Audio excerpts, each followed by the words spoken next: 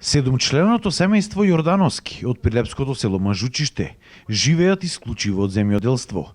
Имаат 30 крави, а одгледуваат и тутуна површина од околу 3 хектари, кои го обработуваат со аргати. Стеван Јордановски вели дека со земјоделство и сточарство се занимавал од 2000 година.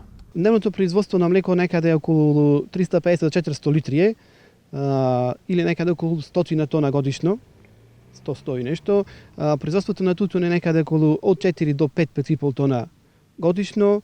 Вели дека е задоволен од условите за развој на земјоделството кои што ги нуди државата. Јордановски има земено под закуп околу 30 хектари на државно земјоделско земјиште, каде што произведува околу 90% од потребите за храна за својот добиток. И тука ја гледа перспективата за развојот на сточарството. Исто така вели дека од огромна помош му биле и субвенциите кои што ги добива од државата.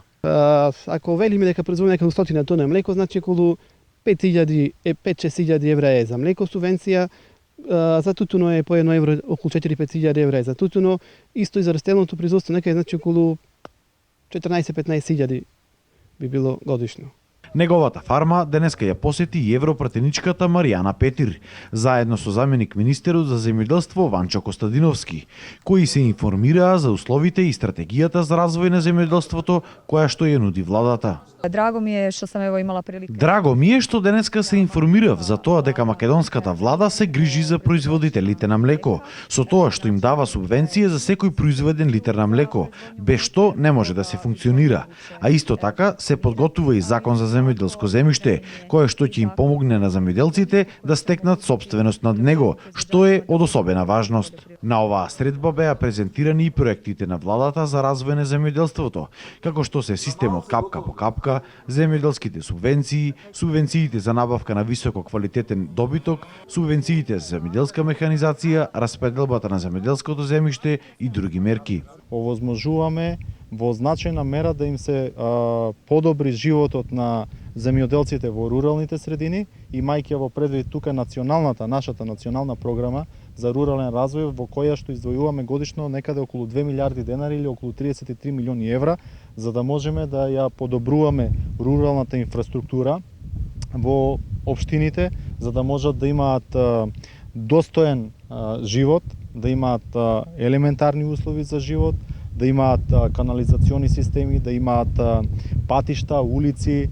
Денеска, директорот на Агенцијата за храна и ветеринарство потенцираше дека до крајот на овој месец се очекувало да пристигнат и 250.000 вакцини за болеста јазлеста кожа, со што ќе бил вакциниран целиот добиток во Македонија. Само една компанија во светот ги произведува тие вакцини и до сега нема доволна количина на производство на тие вакцини и ние успеавме да резервираме, значи број на вакцини кои ќе бидат доволни за вакцинирање на секој добиток во Република Македонија со цел заштита на истите.